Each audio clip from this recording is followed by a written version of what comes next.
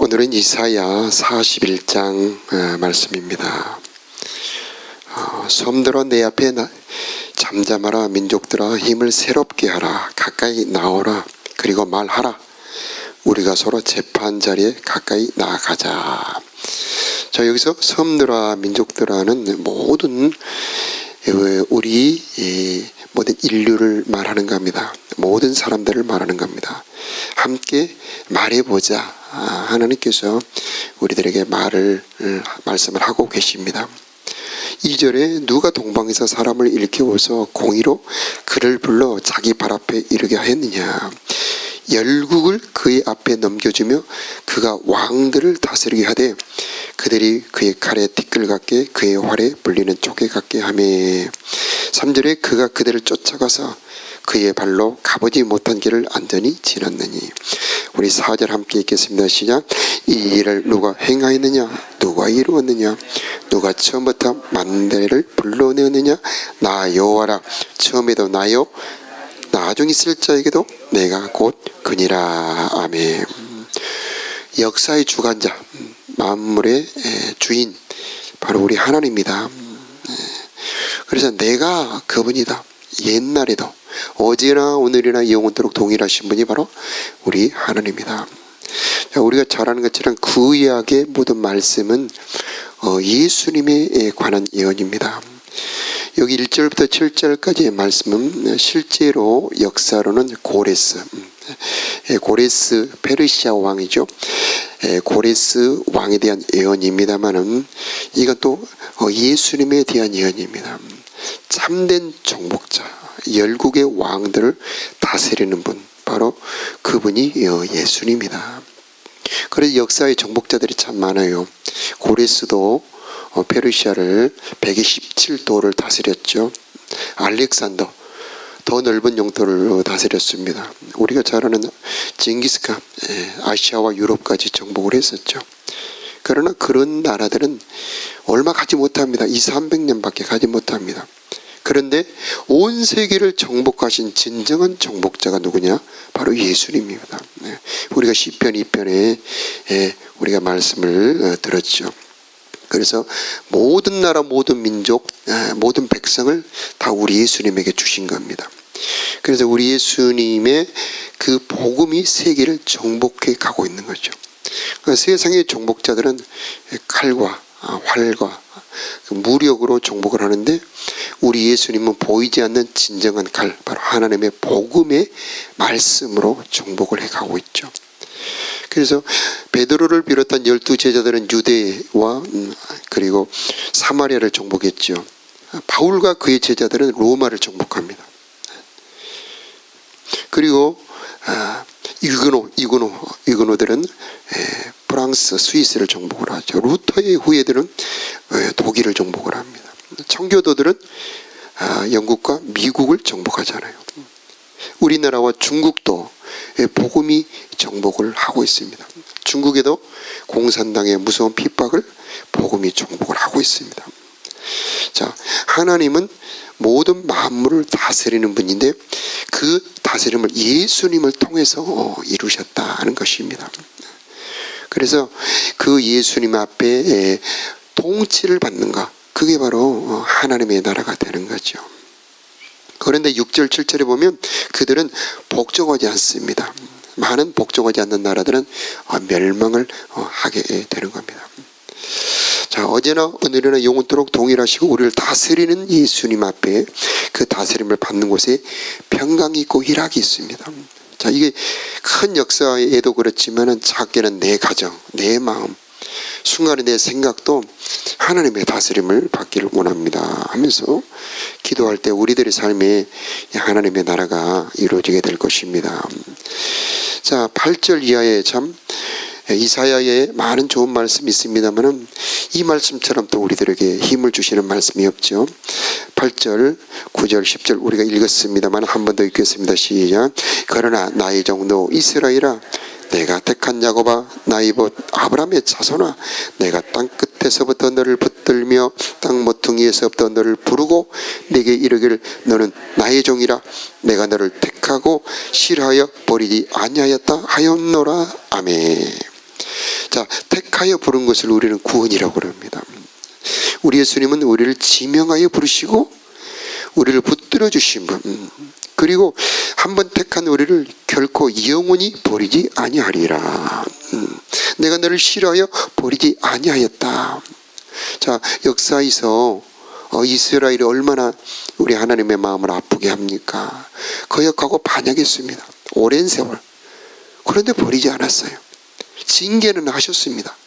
바벨론으로 매를 때렸죠. 그러나 하나님 버리지 않았습니다. 다시 회복시키셨죠. 하나님 우리도 버리지 않습니다. 내가 혹시 잘못된 길을 간다 할지라도 인생 채찍과 사람 막대기를 통하여서라도 우리를 바른 길로 인도하시고 선한 길로 인도하시는 선한 목자가 바로 우리 예수님이고 내가 결코 너를 버리지 아니하리라. 이 말씀 가운데 있을 때 우리는 바른 길로 갈 수가 있게 되는 겁니다. 자, 이 말씀을 할 때 10절 말씀 함께 읽겠습니다. 시작. 두려워하지 말라. 내가 너와 함께함이니라. 놀라지 말라. 나는 너의 하나님이 됨이라. 내가 너를 굳세게 하리라. 참으로 너를 도와주리라. 참으로 나의 의로운 오른손으로 너를 붙들리라. 아멘. 이건 성령의 약속입니다. 두려워 말라. 내가 너와 함께함이니라. 이게 보혜사 성령입니다. 내가 또 다른 보혜사를 너희에게 주리니 영원토록 너희와 함께 할 것이다. 자, 우리 예수님은 우리와 함께 하시는 하나님이죠. 사람이 되신 하나님, 그런데 내 속에 들어오신 하나님, 바로 성령입니다. 그래서 예수님의 모든 신성, 예수님의 모든 능력을 가지고 내 속에 오셔서 나를 도우시는 분, 바로 성령이죠. 놀라지 말라. 나는 너의 하나님이다. 이게 바로 세례의 언약입니다. 그래서 하나님이 이제 나의 하나님, 나는 그의 소유된 백성이죠. 내가 너를 도와주리라. 여러분, 하나님의 말씀은 살았고 능력이 있습니다. 하나님의 말씀은 씨앗처럼 우리들의 삶에 파고 들어와서 이 생명을 주시죠. 하나님의 말씀은 살았고 운동력이 있어요. 그래서 이 기록된 말씀을 내가 읽고 믿고 내 입으로 시인할 때에 그 말씀은 그 말씀 그대로 내 삶에서 역사하는 것입니다. 내가 너를 도우리라. 우리가 기도할 때 하나님 나를 돕는다고 말씀하셨지 않습니까? 내 삶에 도와주옵소서. 말할 수 없는 탄식으로 내 기도를 도와주신다고 하셨지 않습니까? 내 기도를 도와주옵소서. 이렇게 하나님의 말씀을 붙들고 기도할 수 있는 것입니다. 참으로 나의 의로운 오른손으로 너를 붙들리라. 의로운 오른손은 권능의 손이죠. 힘과 권세와 능력은 모두 우리 예수님에게 있습니다. 그래서 내가 너를 도와주리라. 11절은 보호의 약속입니다. 11절 12절 함께 읽겠습니다. 시작. 보라, 내게 노하던 자들이 수치와 욕을 당할 것이요 너와 다투는 자들이 아무것도 아닌 것 같이 될 것이며 멸망할 것이라. 12절. 네가 찾아도 너와 싸우던 자들을 만나지 못할 것이요 너를 치는 자들은 아무것도 아닌 것 같고 헛몸 것 같이 되리니. 13절. 이는 나 여호와 너희 하나님이 네 오른손을 붙들고 내게 이르기를 두려워하지 말라. 내가 너를 도우리라 할 것임이니라. 아멘. 할렐루야. 이 말씀이 오늘도 여러분 평생에 이루어지기를 축복합니다. 하나님의 말씀 그대로 성취됩니다. 하나님의 열심히 일을 이루시리라. 우리들의 믿음은 그 믿는 내용이 있죠. 무엇을 믿습니까? 그것은 하나님의 말씀을 믿는 겁니다. 그러면 하나님의 말씀 중에 약속의 말씀을 믿는 겁니다. 내가 너를 도우리라. 나의 의로운 오른손으로 너를 붙들리라. 그래서 나 여호와 너희 하나님이 내 오른손을 붙들고 내게 이르기를 두려워하지 말라. 내가 너를 도우리라 할 것임이니라. 하나님이 도와주시는 자 누가 해치겠습니까? 그래서 사람을 두려워하지 말라고 14절에 말씀하고 있죠. 여호와는 내 편이시니 내가 누구를 두려워하리요. 우리는 사람을 두려워할 필요가 없습니다. 왜? 사람보다 크신 하나님, 사람을 창조하신 하나님이 그 나의 하나님이 되셨기 때문이죠. 자, 15절 이하 16절에 보면 함께 읽겠습니다. 시작. 보라, 내가 너를 이가 날카로운 새 타작기로 삼으리니 내가 산들을 쪄서 부스러기를 만들 것이며 작은 산들을 겨같이 만들 것이라. 네가 그들을 까버린즉 바람이 그들을 날리겠고 해오리 바람이 그들을 흩어버릴 것이로든 너는 여호와로 말미암아 즐거워하겠고 이스라엘의 거룩한 이로 말미암아 자랑하리라. 아멘. 우리를 의의 병기가 되게 해주시는 법. 타작, 바로 이 복음 전파입니다. 타작이라고 하는 것은 알곡을 거두어들임과 동시에 쭉정이는 파하는 거죠. 그래서 믿는 자들과 믿지 않는 자들은 영원한 생명과 영원한 멸망을 가르고 있는 중입니다. 그래서 내가 전도한 사람이 100명을 전도했는데 100명이 다 안 믿었다. 그래도 전도해야 됩니까? 그렇게 전도를 해야 됩니다. 왜냐하면 그들이 핑계치 못하게 하기 위해서.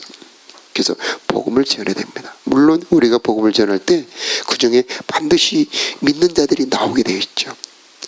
자, 하나님은 우리를 의의 병기로 삼아 주실 것이다.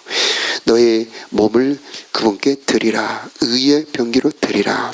그분이 우리를 받으시고 거룩하게 하시고 의의 병기로 생명의 부양자로 생명의 등불로 밝은 등불로 하나님이 우리를 사용해 주실 것입니다.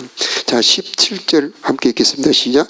가련하고 가난한 자가 물을 구하되 물이 없어서 갈증으로 그들의 혀가 마를 때에 나 여호와가 그들에게 응답하겠고 나 여호와 이스라엘 하나님이 그들을 버리지 아니할 것이라. 아멘. 자, 응답이라고 하는 것은 우리가 불렀다는 얘기죠. 우리가 목마를 때 부르짖는 겁니다. 목마른 자들아 내게 나오라. 너희 줄인 자도 내게 나오라. 우리 주님께서는 목마른 자 줄인 자들에게 생수를 주시는 법, 생명 양식을 주시는 법. 자, 우리 인생에 목마를 때가 있죠. 그 육신의 목마름만이 아니고 영혼의 목마름, 내 심령의 목마름. 그래서 우물가의 여인, 우리가 말씀을 잘 알죠. 우리 예수님 말씀하시기를 이 물을 마신 자마다 다시 목마르겠지만은 내가 주는 물을 마시는 자는 다시는 목마르지 아니하고 그 속에서 영생하도록 솟아나는 생수가 되리라. 바로 성령을 말합니다. 참된 만족은 우리 예수님에게, 하나님에게 그 양식, 그 생명수만이 우리에게 참 만족을 줄 수가 있는 것입니다. 우리들의 혀가 마를 때에, 물이 없어서 갈증이 날 때 우리 주님 앞에 오는 것입니다. 그분의 깊은 은혜의 보좌. 생수가 어디에서 흐릅니까? 지성소 깊은 것 보좌로부터 수정같이 맑은 생명수의 강이 흘러나오고 그 보좌 앞으로 가는 자들만이 바로 목마름, 수정같이 맑은 생명수로 없앨 수 있고 참 만족을 얻을 수 있을 것입니다. 자, 18절에는 삶의 회복입니다. 18절 19절 이하에는 자, 내가 시작. 내가 헐벗은 산에 강을 내며 골짜기 가운데 샘이 나게 하며 광야가 연못이 되게 하며 마른 땅에 샘 근원이 되게 할 것이며. 아멘. 여러분, 이 말씀이 여러분의 삶에 이루어지기를 축복합니다. 헐벗은 여러분의 삶에 하나님의 생수의 강이 흘러 들어가게 하기를 축복합니다. 그 생수의 강이 흘러 들어가면은 물된 동산처럼 여러분의 삶이 아름다워집니다. 풍성해집니다. 그래서 우리 에스겔서에 보니까 그 성전문에서 물이 스며 나옵니다. 처음에는 작죠. 근데 이게 1천척을 가니까 발목이 오르고 다시 1천척 가니까 어떻게 됩니까? 허벅지, 그 다음에 허리, 나중에는 헤엄칠 강물이 되잖아요. 자, 성령은 처음에는 약해요. 별 감동도 별로 없습니다. 기도에도 별 반응도 없는 것 같습니다. 그러나 어느 순간에 점점 여러분의 기도가 쌓일 때 헤엄칠 강물이요 여러분의 삶을 바꾸고 여러분의 영혼을 풍성하게 해 주실 것입니다. 그 강물이 이 새벽에도 여러분의 심령 가운데 흘러 들어가기를 축복합니다. 골짜기 가운데 샘이 날 것이다. 인생 골짜기, 우리들의 삶의 그 깊은 패인데 거기에 샘이 터지게 하시는 분, 광야에서 광야가 연못이 되게 하신 분, 마른 땅이 샘 근원이 되게 하실 분, 바로 우리 하나님. 자, 내 인생의 광야, 마른 땅, 그리고 거친 골짜기가 올 때에 나를 회복시키시는 하나님, 삶의 변화를 주시는 하나님, 바로 우리 주 예수 그리스도 앞으로 가야 될 것입니다. 19절에도 20절에도 바로 삶의 회복이지요. 내가 광야에는 백향목, 시띠나무, 화석류, 들감람나무를 심고 사막에는 잣나무, 소나무, 황양목을 함께 두리니. 20절 함께 읽겠습니다. 시작. 무리가 보고 여호와의 손이 지으신 바요 이스라엘의 거룩한 이가 이것을 창조한 바인 줄 알며 함께 헤아리며 깨달으리라. 아멘. 자, 나무가 없는 산 얼마나 황량합니까? 예전에 우리 60년대 70년대 산에 나무가 없었지요. 지금은 정말 산들마다 나무가 울창합니다. 자, 그런데 그 나무들이 얼마나 아름답게 합니까? 그런데 광야에 이제는 나무가 자라게 한다. 바로 삶의 풍성함입니다. 그래서 이 나무라고 하는 것은 성경적으로 볼 때요, 하나님의 사람들을 말합니다. 하나님의 일꾼들을 말하고, 열매가 있는 사람 기둥이 되지요. 아름답게 하지요. 그 숲에서 또 시냇물이 흘러나오지 않습니까? 자, 여러분의 삶에 온갖 하나님이 지으신 아름다운 나무들이 자라게 되기를 축복합니다. 자, 이 나무는 어떻게 자라느냐? 바로 말씀을 심는 겁니다. 그래서 우리가 이제 씨 뿌리는 비유 잘 알죠? 작은 씨가 큰 나무들이 됩니다. 그래서 여러 가지 종류대로 그 심는 대로 자라나는 것은 우리 하나님의 말씀은 작은 것 같아요. 별것 아닌 것 같습니다. 그러나 자라면은 여러분의 삶을 덮습니다. 여러분의 삶을 아름답게 합니다. 열매가 있게 하죠. 그리고 그 그늘에서 쉴 수 있게 만들어준다는 거. 자, 이렇게 내 삶을 새롭게 창조하시는 분이 바로 우리 주 예수 그리스도시다. 자, 이 은혜가 있기를 축복합니다. 자, 그래서 우리 주 예수님은 우리들의 삶의 회복자, 나를 부르시는 분, 나를 보호하시는 분, 그리고 나를 의의 병기가 되게 해 주시는 분, 그리고 마른 땅에 샘이, 그 다음에 산에 강을 내시는 분, 삶의 회복자가 바로 우리 주 예수 그리스도다. 자, 우리는 구약을 보면서 왜 예수님 얘기를 하느냐, 그런 질문을 하는 분들이 있어요. 근데 우리 예수님께서 요한복음 5장, 또 요한복음 21장, 또 사도행전과 곳곳에 보니 모든 선지자들은 다 나에 대해서 말씀했다는 겁니다. 나에 대해서 예언을 했다는 겁니다. 그래서 이제 유대인들은 지금도 성경을 읽을 때 예수님하고 연결을 시키지 않습니다. 그러니 그들은 이사야 53장 같은 경우는 이해를 할 수가 없습니다. 그리고 이사야서의 많은 글을 이해가 잘 안 된다, 그렇게 말합니다. 그러나 우리는 이사야서 어디를 보더라도 여기에 예수님이 보이는 겁니다. 자, 오늘 이사야 41장을 통해서는 여러분을 불러주시고 택해주시고 보호해 주시는 분이 바로 예수님으로 보여주시고, 여러분이 삶의 예수님이 도와주시길 바랍니다. 두려워하지 말라, 내가 너와 함께함이니라. 놀라지 말라, 나는 너의 하나님이 되느니라. 내가 너를 굳세게 하리라. 참으로 너를 도와주리라. 참으로 나의 의로운 오른손으로 너를 붙들리라. 자, 이분이 바로 우리 예수님이 되는 겁니다. 자, 그 뒤에 보면은요, 거짓된 신들은요, 장래일을 알려주지 못합니다. 22절에 보면은 장차 당할 일을 우리들에게 진술하라. 그리고 23절에도 보면 뒤에 올 일을 알게 하라. 거짓된 신들은 장래일, 미래일을 알 수 없지만은 우리 예수님은 장차 될 일을 우리들에게 알려주죠. 자, 그 다음에 23절에 보면은요, 복과 화를 주관하시는 분이 바로 우리 예수님입니다. 그리고 산자와 죽은 자의 재판장이 되시고 모든 만유를 다스리는 분이 바로 우리 예수님이다 라고 하는 겁니다. 자, 이 27절 우리 함께 읽고 기도하겠습니다. 시작. 내가 비로소 시온에게 너희는 이제 그들을 보라 하였노라. 내가 기쁜 소식을 전할 자를 예루살렘에 주리라. 아멘. 그래서 예수님은 기쁜 소식을 전해주는 자이시면서 기쁜 소식 그 자체가 되신 분입니다. 그래서 하나님의 말씀을 대언하신 분, 은혜와 진리로 하나님을 나타내신 분, 그 말 전해주는 말씀은 우리들의 생명이 되고 영원한 진리가 되는 겁니다. 그래서 기쁜 소식, 여러분 예수님은 기쁜 소식이 되십니다. 그래서 오늘 또 그 말씀을 듣는 자들에게 생명이 있게 될 것이고 그 말씀을 마음에 심는 자들에게는 아름다운 나무가 되어 열매가 있게 될 것입니다. 자, 예수님이 여러분의 보호자가 되기를 축복합니다. 영원히 여러분을 버리지 아니할 것이며 여러분을 도와주실 것입니다. 이 시간 기도할 때는 여러분의 기도를 도와주실 것이고요. 여러분이 현장에 일하러 나갔을 때는 여러분의 일터에서 여러분의 일을 도와주실 것이고, 가정에서는 여러분의 자녀를 도와주실 것이고, 여러분의 마음과 생각을 도와주실 것이고, 여러분의 인생을 도와주실 것입니다. 이 도우심이 여러분과 함께하기를 축복합니다. 자, 기도하겠습니다.